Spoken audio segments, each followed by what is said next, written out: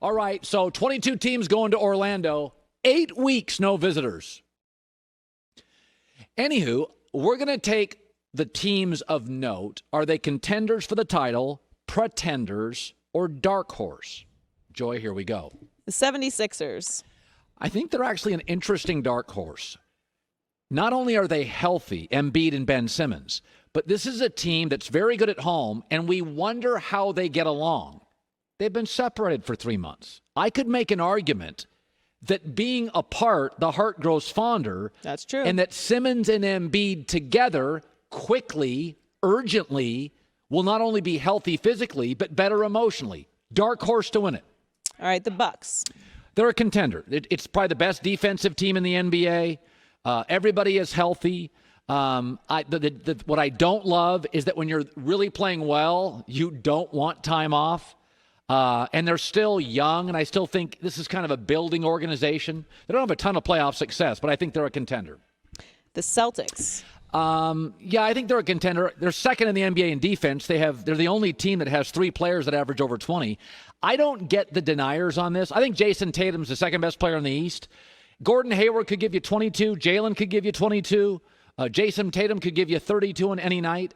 So I think this is a real team. Kemba Walker could give you 22. There's no other team in the NBA. You have 4 guys that could give you over 20, and you would not be surprised. It wouldn't be a shocking performance for Jaylen Brown. I also think they have probably the best coach, he and Eric Spoelstra, in the East. The Clippers. Contender. They're built to beat LeBron. When they play everybody, when they've been completely healthy, they've played 12 games where everybody's healthy.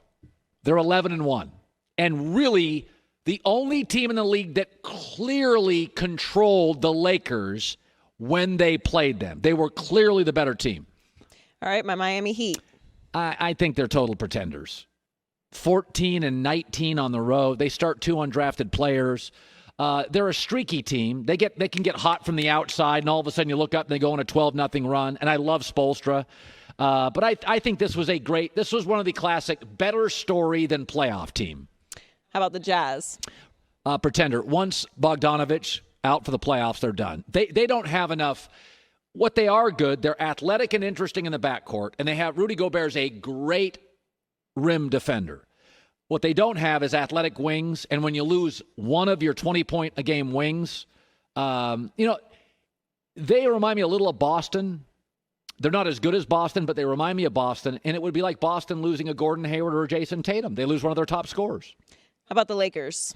Total contender. Anthony Davis, who can be brittle, is totally rested and healthy. They got 4 players I know will deliver. LeBron, Anthony Davis. I know there's some critics on Kyle Kuzma, but I think he'll be sturdy. And Danny Green. 4 good players. And by the way, 2 of them, LeBron and Danny Green, a ton of playoff experience. The Nuggets. I like where they're going. I think they're a pretender. They're an incredibly young team. Paul Millsap is the only player 30 or older on this roster. And again, when you're young and you're building and you're playing well, you don't want to take 3 months off. LeBron can we were always amazed by how good the chemistry was for the Lakers immediately. That's because smart veteran players can lubricate everything. But for a young team, you can't take 2 and 3 months off. Regular season, I would have gotten them at least 1 playoff series win. I think they're 1 and done. The Pelicans. Again, pretender, totally young. So Zion is 19, Lonzo's 22, and Brandon Ingram, who had a great year, is 22. They'd probably be an 8th seed. They'd play like the Lakers, and they do not match up particularly well with the Lakers, so they're a pretender. The Raptors. Interesting dark horse. So again, what are the playoffs? Focus, veteran roster. They're going to go down to Disneyland, and it's going to be all focus. These are married guys. These guys are going down there, and they're like, basketball, focus. They're a very good defensive team. They're well coached. And also, they know how to manipulate the refs. Veteran teams are always good in the playoffs. They can manipulate the officials, manipulate the quarters, end of halves. This is a dark horse team. Don't be shocked if they get out of the East. Don't be shocked. And they also, I think, match up pretty well with both Boston and Giannis in Milwaukee. The Rockets. My surprise contender pick. Westbrook and Harden can wear each other out. Just their styles. Oh, that's funny. They've had 3 months off. They're also incredibly well rested. We know that Harden's kind of ball-centric style is not great for, like, at the end of the season, well rested. And again, I think Westbrook can be so intense he can wear you out, but I don't think he's worn his teammates out. Everybody's going to look forward to his energy. They're also number one in the NBA in three-point makes. And I don't think this will be the greatest defense ever played. I think these playoffs are going to be a lot about offense and not about defense. And I think Houston's going to fill it up, score some points.